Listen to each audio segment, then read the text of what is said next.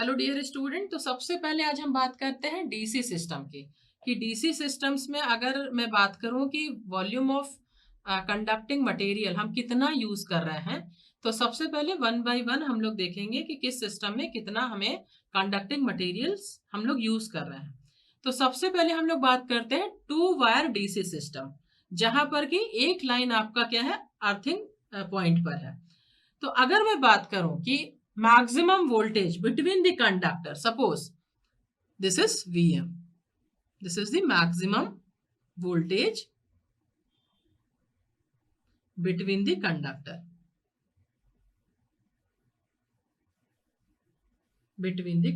right?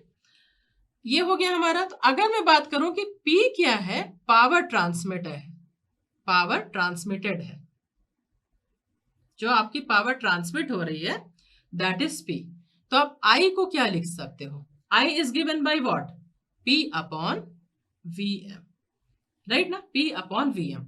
Similarly आपको पता है कि अगर आप रेजिस्टेंस की बात करो तो रेजिस्टेंस को आप क्या लिख सकते हो, ये क्या आपका रेजिस्टेंस ऑफ द कंडक्टर है, रेजिस्टेंस को आप क्या लिख सकते हो, ρl divided by A, ρl divided by ए।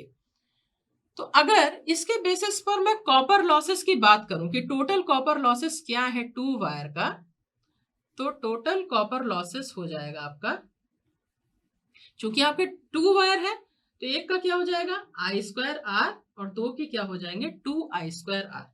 अब आप यहाँ पे वैल्यू पुट कर दीजिए, suppose this is given by W, losses is given by W for both the lines, ठीक है। सो यहाँ पर आपका जो डब्ल्यू होगा वो क्या हो जाएगा, two into I square into R, rho L divided by A. तो ये चीज आपकी क्या हो जाएगी, two P square upon V M A and rho L. This is the value of copper loss, this is the value of copper loss, ठीक है। अब यहां पर अगर मैं बात करूं कि हमको एरिया की वैल्यू फाइंड आउट करना है, क्योंकि हमको वॉल्यूम निकालने के लिए क्या चाहिए, एरिया चाहिए। तो अगर मैं एरिया की बात करूं तो ये क्या हो जाएगा, rho L and V M W, ठीक है। ये हो गया आपका area of cross section of the conductor, right. अब इसी के बेसिस पर अगर मुझे वॉल्यूम निकालना पड़े तो वॉल्यूम क्या हो जाएगा आपका, volume of copper required, volume क्या हो जाएगा आपका, volume is given by what, 2 into area of cross section into length, ठीक है। तो हम यहाँ पे सभी चीजों की वैल्यू रख दें तो आपको यहाँ पे वॉल्यूम मिल जाएगा। ये क्या हो जाएगा, 2 इंटू ए की वैल्यू क्या है, 2 rho square two P square rho L divided by V M W into L, ठीक है। सो ये वैल्यू यहां से आपको क्या मिल जाएगी, 4 P square rho L square divided by V M W. ये आपको क्या मिल गया, वॉल्यूम मिल गया आपको, ठीक है। तो इसको आप एक कांस्टेंट मान लीजिए, इस वॉल्यूम को आपने क्या मान लिया, एक कांस्टेंट सपोज। ये आपको क्या मिला, वॉल्यूम मिला है, किसके लिए मिला है आपको, डीसी टू वायर सिस्टम के लिए मिला है, जब आपका एक लाइन क्या है, आर्थड है। तो इस पूरे के पूरे वैल्यू को आप क्या मान लीजिए, कांस्टेंट मान लीजिए के, एक कांस्टेंट के मान लीजिए, क्योंकि ये आपका जो कॉपर का वॉल्यूम यहां पर आया है डीसी टू वायर सिस्टम के लिए, इस वॉल्यूम को आपको क्या मानना है, एक बेस मानना है कंपैरिजन के लिए। सपोज इसको मैंने मान लिया के से, हमने यहाँ पे डिनोट कर दिया। अब इसी की बेसिस पर हम बाकी सभी का वॉल्यूम निकालेंगे और कंपेयर करेंगे कि इसके कंपैरिजन में बाकी सिस्टम्स में कितना वॉल्यूम हमारा जरूरत पड़ रहा है, कितना हमें कॉपर की जरूरत पड़ रही है, राइट। अब बात करते हैं टू वायर डीसी सिस्टम की, जब आपका जो मिड पॉइंट है वो अर्थड है। तो इस डायग्राम में आप देख रहे हैं आपका टू वायर सिस्टम में मिड पॉइंट अर्थ है। तो यहाँ पर आपका जो वोल्टेज है conductor to neutral that is VM, और दूसरे कंडक्टर से, दूसरे वायर से जो न्यूट्रल है वो भी आपका वीएम है। तो टोटल वोल्टेज यहाँ पर क्या हो गया, 2 हो गया। जबकि पहले वाले केस में जो वोल्टेज था वो क्या था, टू वायर के बीच में जो वोल्टेज आ रहा था वो क्या था, Vm था, पर यहाँ पर क्या है 2 Vm आ गया। तो चेंजेस अब यहीं पर देखने को मिलेंगे। आपने डायग्राम देख लिया। पावर ट्रांसमिटेड अगेन यहाँ पर सेम है, ये आपका पावर ट्रांसमिटेड है for same length of the line, ठीक है। सो यहां पर अगर मैं करंट की बात करूं कि करंट कितना फ्लो हो रहा है, तो हम लोग क्या बोलेंगे, P डिवाइडेड बाई 2Vm। मैंने अभी आपको बताया कि आपका जो टोटल वोल्टेज होगा वो क्या हो जाएगा, Vm plus Vm is equal to 2Vm in case of mid point, right. So अब यहाँ पे अगर मैंने ये देखा कि करंट की वैल्यू आपकी P अपॉन 2Vm है, और यहाँ पे R को आप क्या लिख सकते हो, अगेन भाई रो L divided by A, right. तो यहां पर अगर मैं कॉपर लॉस की बात करूं तो copper loss is given bye W, यहां पर लिख लेते हैं, this is copper loss is denoted by W। तो यहां पर क्या हो जाएगा, अगेन 2 वायर है आपके पास में, तो ये क्या हो जाएगा 2I²R, 2I²R। तो ये चीज आपकी क्या हो जाएगी यहाँ पे, 2I की वैल्यू क्या है यहाँ पे, P अपॉन 2Vm, और ये क्या हो जाएगा आपका rho L divided by A, rho L divided by A। तो ये चीज आपकी क्या हो जाएगी 2P² upon this is I², right. तो 2P², और ये आपका क्या हो जाएगा 4Vm², right, 4Vm² into rho L divided by A, ठीक है। सो ये आपका यहाँ पे क्या आ रहा है, कॉपर लॉस की वैल्यू आ गई आपकी। 2 से 2 आप कैंसिल कर लीजिए, आपको यहाँ पे वैल्यू जो आपको मिलेगी, यहाँ पर जो आपको वैल्यू मिलेगी that is P² upon 2Vm² into rho L upon A मिल जाएगा, ठीक है। अब यहाँ पर आपको क्या निकालना है, एरिया ऑफ क्रॉस सेक्शन। अगर मैं एरिया के रिस्पेक्ट में बात करूं, क्योंकि आपको वॉल्यूम निकालना है, वॉल्यूम इज इक्वल टू, मैंने आपको बताया था आपको 2 लाइंस का निकालना है, तो area into length into 2 line का है, तो इंटू क्या हो जाएगा मल्टीप्लाइड बाय 2। सो यहाँ पर अगर आपको एरिया निकालना है, एरिया यदि आपको निकालना है, तो ये क्या हो जाएगा आपका P² upon 2Vm² rho L divided by W। ये चीज होगी आपकी, यहां तक आप लोग को क्लियर है। सो जो आपका टोटल वॉल्यूम होगा कॉपर के लिए जो रिक्वायर्ड है फॉर द रिक्वायर्ड कॉपर, तो यहां पर अगर मैं टोटल वॉल्यूम की बात करूं ऑफ कॉपर रिक्वायर्ड, तो यहां पे ये चीज क्या हो जाएगी, 2 लाइन के लिए है, इंटू एरिया इंटू लेंथ, ठीक है। तो यहां पर आप पुट कर दीजिए values, this is P² 2Vm² into rho L divided by W, rho L divided by W। तो आपको यहाँ पे क्या देखने को मिल रहा है, ये चीज आपकी कैंसिल आउट हो गई, आपका बचेगा क्या P² rho L divided by Vm² into W, this is the value of volume, ठीक है ना। सो यहाँ पर आपकी जो वैल्यू आई, यहाँ पे वॉल्यूम की जो वैल्यू आई है, अगर आप इसको कंपेयर करने जाओ, इसके पहले जो आपने केस निकाला था इसको आपने बेस माना था, इस वाले केस में आपको क्या मिल रहा है P² rho L upon Vm² into W मिल रहा है आपको यहाँ पे, ठीक है ना। यहाँ पर जब आपने लेंथ को मल्टीप्लाई किया तो ये चीज आपकी क्या हो जाएगी L² हो जाएगा, ये चीज क्या आपका क्या हो जाएगा L² हो जाएगा। यहाँ पे आप इसको करेक्ट कर लें, तो ये जो वैल्यू आपको मिली P² रो L² अपॉन W Vm², इसके कंपैरिजन में क्या है 1/4 है, ठीक है। तो यहां पर जो आपको मिल रहा है that is K/4, that is K/4।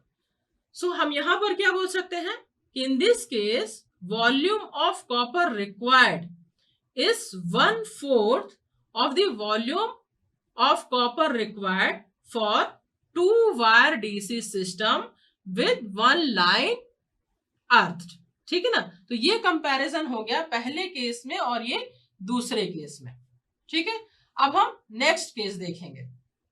अब बात करते हैं 3 वायर DC सिस्टम की। तो 3 वायर DC सिस्टम में क्या होगा, आपका थर्ड वायर किसके फॉर्म में यूज होता है, न्यूट्रल वायर के फॉर्म में, ठीक है ना। तो यहाँ पर अगेन अगर मैं थर्ड वायर की मैं बात करूं तो वो क्या है, मिड पॉइंट से ही आपका कनेक्टिविटी रहेगी उसकी।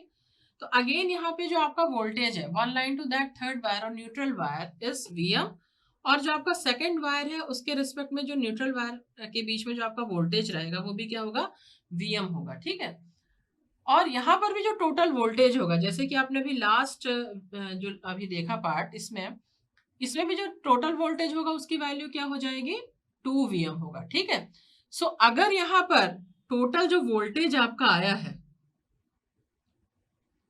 बिटवीन टू कंडक्टर, वो क्या है आपका 2Vm है। I क्या है आपका current flow in the line and P is the power transmitted. ठीक है, तो अगर मैं करंट की बात करूं तो ये क्या हो जाएगा, power divided by this voltage. ठीक है, अब अगर रेजिस्टेंस की बात की जाए तो again resistance is given by rho L divided by A. ठीक है, अब यहां पर हम लोग लिखते हैं कॉपर लॉसेस। ठीक है ना, जो टोटल कॉपर लॉस हो जाएगा that is W is equals to 2I square R। ठीक है, तो हम यहां पर क्या लिख सकते हैं, W 2 इंटू आई की जगह क्या लिखेंगे, P square 4 Vm square into rho L divided by A. ठीक है, तो अगर एरिया की बात की जाए, एरिया ऑफ क्रॉस सेक्शन की बात की जाए, तो ये क्या हो जाएगा आपका 2P square 4Vm square rho L divided by W।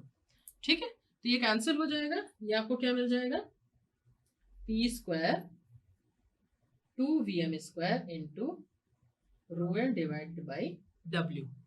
ठीक है, ये आपको मिल गया एरिया की वैल्यू। ठीक है, अब यहां पर अगर वॉल्यूम की बात की जाए,